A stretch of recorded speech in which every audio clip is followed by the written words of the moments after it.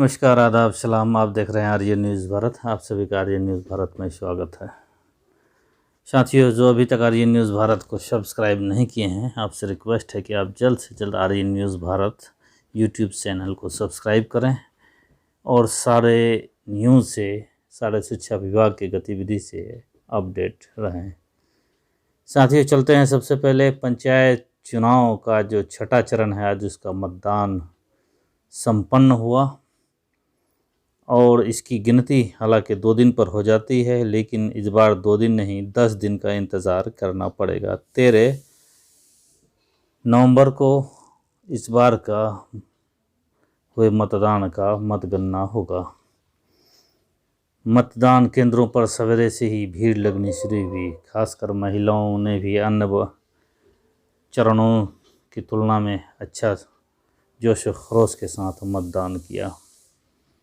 प्रशासनिक अमला चुस्त दुरुस्त रहा। जिला तथा प्रखंड स्तरीय सभी पदाधिकारीगण क्षेत्र भ्रमण कर मतदान केंद्रों का भ्रमण करते हुए प्रखंड मुख्यालय भी पहुंचे और प्रखंड मुख्यालय में वहां कंट्रोल रूम सहित सभी व्यवस्था का जायजा भी लिए। आज किशनगंज जिला के दिगल बैंक प्रखंड के 16 पंचायतों के 238 मतदान केंद्रों में मतदान हुआ। वहीं बिहार के 37 जिला और 57 प्रखंड में मतदान हुआ है। प्रधानमंत्री नरेंद्र मोदी 5 दिवसीय दौरे के आखिरी दिन मंगलवार को इंग्लैंड के स्कॉटलैंड में थे। देर रात प्रधानमंत्री वहां से स्वदेश रवाना हो गए, लेकिन उससे पहले उन्होंने भारतीय समुदाय के लोगों के साथ न केवल बातचीत की बल्कि उन्हें विदाई देने आए समूह के साथ ड्रम भी बजाया। ग्लासगो में विश्व नेताओं के साथ संयुक्त राष्ट्र के जलवायु परिवर्तन पर शिखर सम्मेलन COP26 की बैठक में हिस्सा लेने प्रधानमंत्री दो दिनों से वहीं थे। देश लौटने के पश्चात प्रधानमंत्री नरेंद्र मोदी ने बुधवार को कम कोविड-19 टीकाकरण वाले जिलों के अधिकारियों के साथ समीक्षा बैठक की। इस बैठक में वो जिले हैं जहां कोरोना टीके के पहले डोज का कवरेज 50% से कम और दूसरे डोज का भी कवरेज काफ़ी कम है। टीकाकरण में आई कुछ कमी का जिक्र करते हुए PM मोदी ने कहा, अगर 1 अरब टीकों का आंकड़ा छूने के बाद हम थोड़े भी ढीले पड़ गए तो बड़ा संकट आ सकता है। हमें थोड़ा भी ढीलापन नहीं आने देना है। जहां भी कमी है उन्हें जल्दी दूरी करना है। हमें हर गांव, हर कस्बे पर फोकस करना होगा। वहीं नरेंद्र मोदी ने कहा कि अब हमें नया मंत्र के तहत आगे बढ़ना पड़ेगा।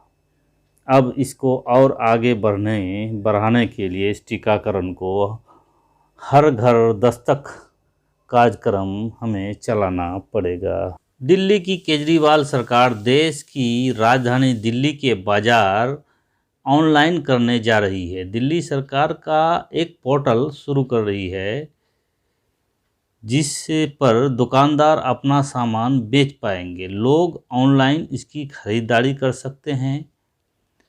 दिल्ली के मुख्यमंत्री अरविंद केजरीवाल ने इसका ऐलान करते हुए कहा कि हम दिल्ली के कारोबारी उद्योगपतियों, व्यापारियों का कारोबार बढ़ाने के लिए नई पहल करने जा रहे हैं। दिल्ली बाजार नाम से नई वेबसाइट पोर्टल तैयार कर रहे हैं। इसमें हर दुकान को, हर प्रोफेशनल को, हर संस्थान को जगह मिलेगी। अगर किसी की दुकान है तो उस वेबसाइट पर वह उस प्रोडक्ट को डिस्प्ले कर सकता है, जिसके जरिए आप सर्विसेज दिल्ली सहित देश दुनिया के लोगों तक पहुंचा सकते हैं। हिमाचल प्रदेश की सत्तारूढ़ भारतीय जनता पार्टी को बड़ा झटका देते हुए विपक्षी दल कांग्रेस ने मंडी लोकसभा सीट और तीनों विधानसभा सीटों फतेहपुर, अर्की और जुब्बल कोटखाई पर जीत हासिल कर दी है। इस पर हिमाचल प्रदेश के मुख्यमंत्री जयराम ठाकुर ने कहा कि कांग्रेस ने महंगाई का मुद्दा अच्छे से इस्तेमाल किया और इसने हमें हरा दिया। न्यूज़ एजेंसी से बात करते हुए सीएम ने कहा कि कांग्रेस ने महंगाई का हथियार के तौर पर इस्तेमाल किया। इस बार के उपचुनाव का यही मुद्दा था, लेकिन महंगाई वैश्विक मुद्दा है।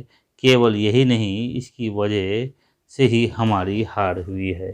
30 अक्टूबर को हुए उपचुनाव के नतीजे कल 2 नवंबर को आने के बाद भाजपा के 2 मुख्यमंत्रियों के लिए मुश्किलें खड़ी हो गई है। यह हिमाचल प्रदेश के मुख्यमंत्री जयराम ठाकुर और उनके कर्नाटक के समकक्ष वसुंधरा बोम्मई के लिए चिंता का विषय है। जब भाजपा ने पिछले 6 महीने में अपने 4 मुख्यमंत्री बदले हैं, गुजरात के विजय रूपाणी, कर्नाटक के बीएस येदियुरप्पा और उत्तराखंड में त्रिवेंद्र सिंह रावत और तीरथ सिंह रावत को भाजपा ने बदला है। हिमाचल में भाजपा की हार सबसे बुरी हुई है, जहां विपक्षी दल कांग्रेस ने 3 विधानसभा सीट और 1 लोकसभा सीट अपने खाते में कर ली है। हिमाचल प्रदेश के मुख्यमंत्री जयराम ठाकुर ने हार कबूल करते हुए कहा कि पार्टी उनसे सीखेगी। उन्होंने मंडी लोकसभा सीट पर कांग्रेस की जीत की वजह पूर्व मुख्यमंत्री वीरभद्र सिंह की पत्नी प्रतिभा सिंह को मैदान में उतारकर भावनात्मक कार्ड खेलने को बताया है।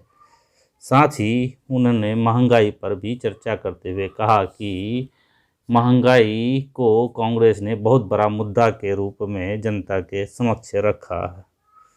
आर्य न्यूज़ भारत में पुनः एक बार आप सभी का स्वागत है। दोस्तों, जो अभी तक आर्य न्यूज़ भारत को सब्सक्राइब नहीं किए हैं, वो आर्य न्यूज़ भारत के बगल में सब्सक्राइब अगर लाल अंक से लिखा हुआ है तो आपने सब्सक्राइब नहीं किया है, उस सब्सक्राइब को आप उंगली से टच कर देंगे, वो सब्सक्राइब्ड हो जाएगा, वो वाइट हो जाएगा और आपको कुछ करने की ज़रूरत नहीं है। आप सारे न्यूज़ को देखते रहें, वीडियोज़ को लाइक करें, कमेंट सेक्शन में जाके कमेंट करें, शेयर करें। आपके सहयोग की हमें ज़रूरत है, कृपया सहयोग करें। बिहार में अगले साल लागू होगी नई शिक्षा नीति। अब नर्सरी से होगा एडमिशन।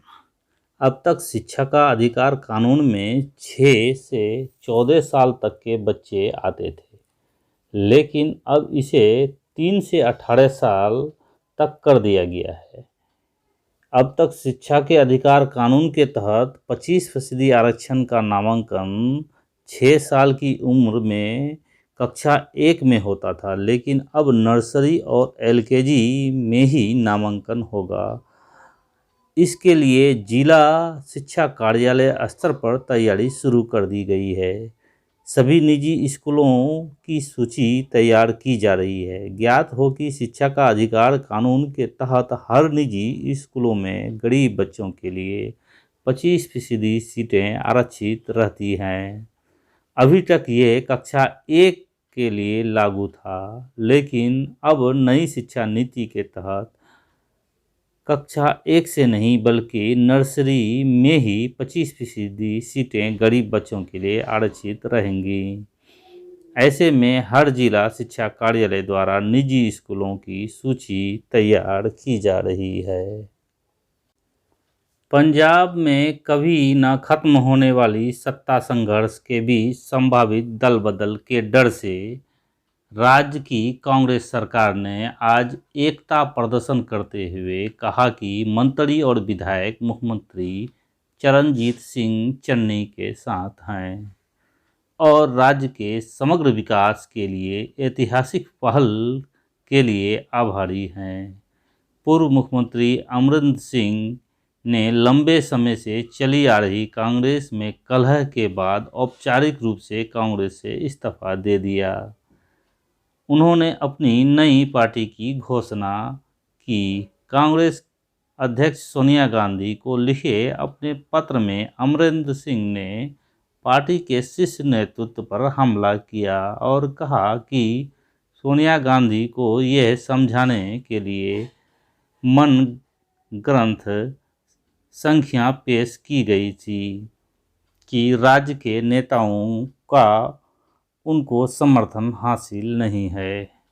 अमरिंदर सिंह इस्तीफा देने के कुछ घंटों के बाद पंजाब कांग्रेस की बैठक हुई। राष्ट्रीय राजधानी दिल्ली से सटे गुरुग्राम में जिला प्रशासन ने निर्धारित 37 में से 8 स्थलों पर नमाज अदा करने की अनुमति वापस ले ली है।